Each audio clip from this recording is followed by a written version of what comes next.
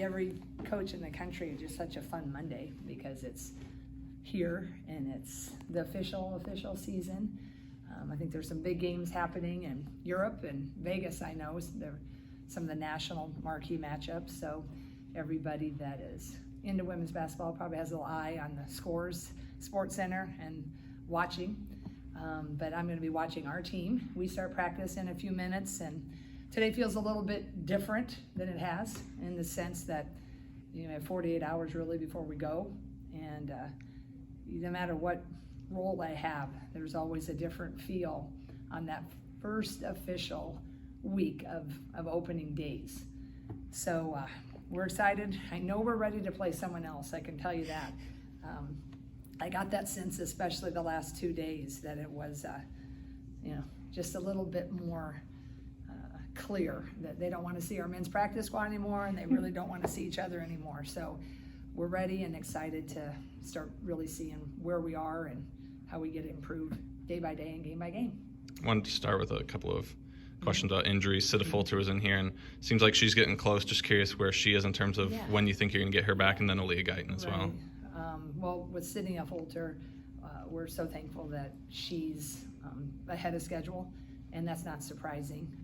I don't know if I've really coached anyone as tough. Certainly, she's probably in a Megan Gustafson category, right? Kate Martin-esque, but her, she didn't really want to sit out and then when she had to, it was clear before any procedure happened that she would be back earlier, and she is. So we're going to work her in slowly. Hopefully we can get a few more reps in practice today and a few more tomorrow. And it'd be wonderful if she could see some minutes on Wednesday, because then after Wednesday, as you all know, we really start to tick up. But really happy with her progress, and just so fit and really fit in her mind too, which is great. And Aaliyah Guyton, she's working her way back. It's all about load management when you bring someone back from that type of surgery. But she's looking great, dry.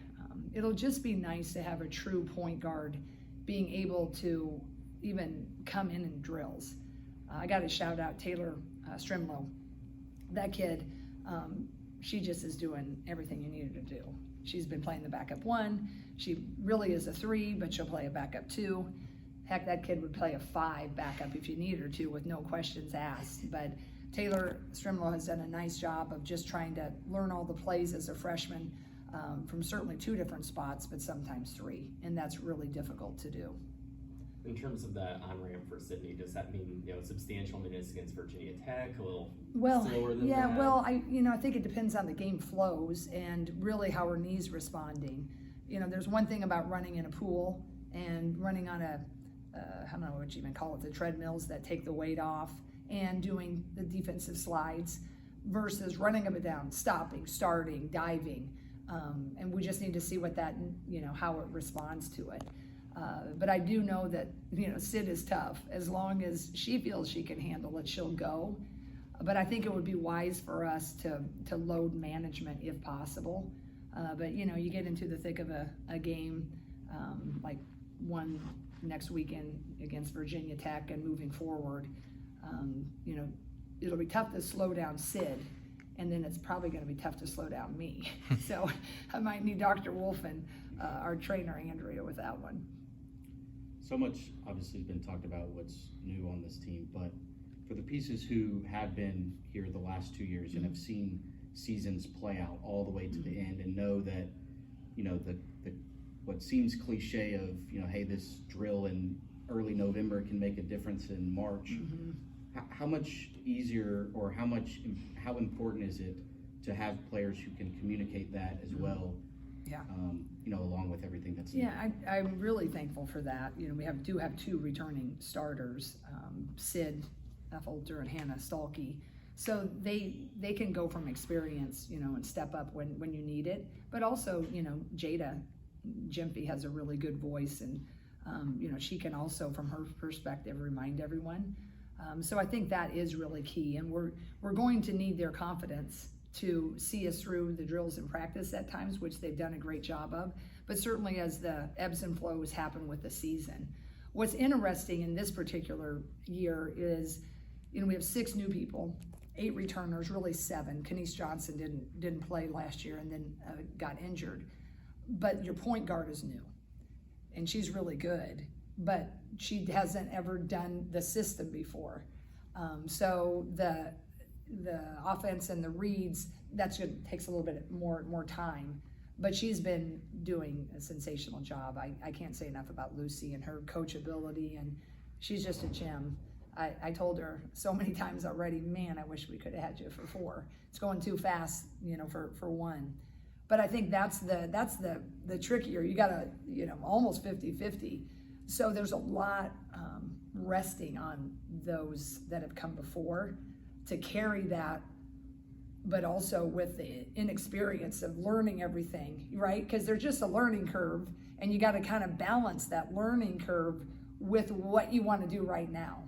So I think that they've struck a really nice balance of when to speak up and demand as a peer, and when to, we got it, when to slow it down and build up when you're a freshman, or a Lucy kind of learning, oh yeah, I should have made that read, right?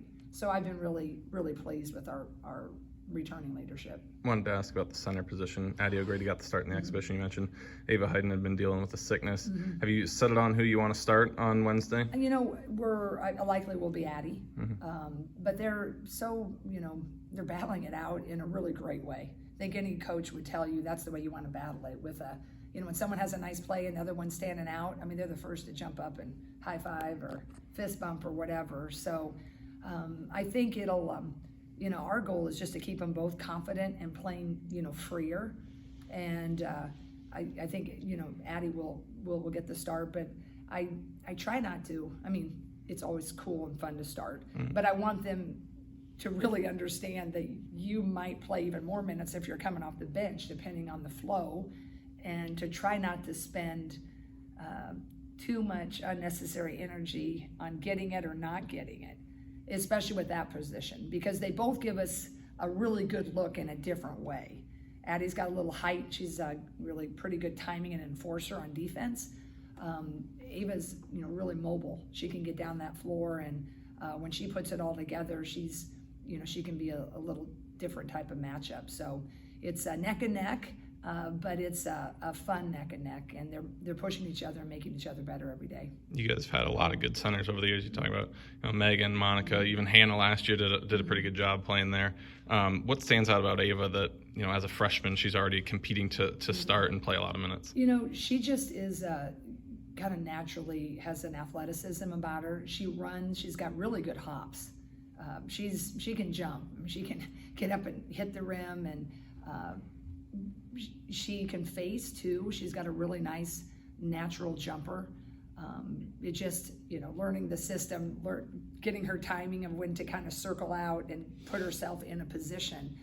But she's just pretty quick. She's fast, she's quick. We just are working on the timing, and then kind of releasing her greatness, if you will, and getting to be a lot more aggressive. It's interesting, but posting up, really staying at that block. I think everybody has done a nice job developing her, but the comfortability down there, we just haven't quite got the timing. But I think when she learns that, she's going to be a really tough matchup, because she can also beat you off the bounce. You just haven't seen it yet. You talked about this a little bit after the exhibition game, but what Hannah went through last year, playing at the 5 and dealing with everything that comes to that, while also, dealing with some knee issues. Even if her role is kind of more accustomed to what she's used to this year, how do you feel that experience last year and going through that, will pay off this year? Well, I hope that just gives her a lot of confidence, right? Because she handled a really hard thing. I think sometimes the hardest thing is for high school players to come into college is to learn when you got to play when you're hurt a little bit, right? It's like all of us in this room know when you got to go to school, you got to go to work when your head hurts, or maybe your throat's a little scratchy. When you're coming in from high school, usually there's just a lot more nursing that happens, because you don't want to go to school with the temperature, and usually if an ankle is even slightly tweaked, you might miss the rest of practice. We're here, tape it up, let's go, right? And so with it, you know what I'm saying, to a degree. So Hannah had to learn that, right?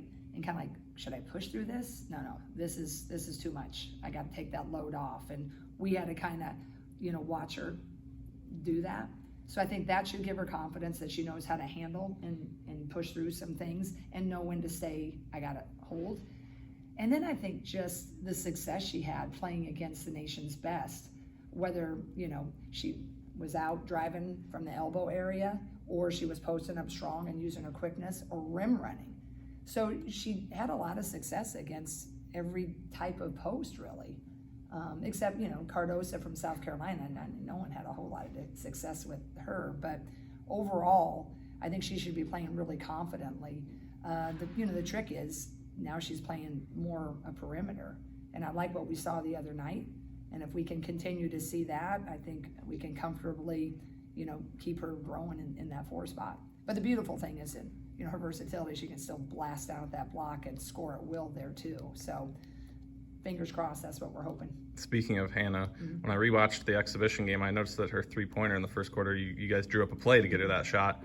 Is that a shot that she's really been working on? Yeah, I feel like, you know, she lost the summer, really. She couldn't really go real hard over the summer. So, you know, I know when she got back, you know, when she couldn't do set shots. So she's been, I know, working on that. But game time, I mean, every athlete will tell you, shooting it with nobody in the gym and then game time. So she has been working on that. And, yeah, I think, you know, that was a really big one for her to hit. Had to hopefully help her confidence. You guys had a lot of new faces in the exhibition match, of course, but one that stood out kind of particularly was Tegan Malagini. And just FYI, it's harder. It's Mulaney. Mulaney, sorry. Yeah, it's because sometimes you want to say Mulaney, but it's Mulaney with the A. Mulaney, okay. So I'll just help her out there because all the years of recruiting, you learn it, right? Yeah. What did you see in the exhibition match from her, and what have you seen so far in her first year, both on and off the court for the team? Well, I just like, you know, her confidence, and she is a really good shooter, as you can tell. And usually, you're a good shooter, you just don't think about it. And when she gets on a roll, she can be pretty fun. I've seen her over the high school years and in AAU. The nation, everybody was recruiting her because she has the ability with that really quick trigger. And, you know, if she gets on, she can certainly be, you know, deadly. But, you know, she's a freshman and still learning, you know, the reads and the rolls and all those things. But she's just a competitor. And that whole class is really filled with competitors. But certainly Tegan has been shining this summer, and I think you caught a glimpse of what we hopefully can look forward to from her. What stands out to you about Northern Illinois from what you've seen so far? Well, their coach is a really great person. She's a friend of mine, and I just respect her and her climb. And you know, she just really does everything the right way. She's, you know, recruits smart and hardworking and you know, just hard, because last year, like all of us, you know, you're scouting us and you think one thing, but then everybody we lost, it's still a lot different. And that's the same thing with Northern Illinois.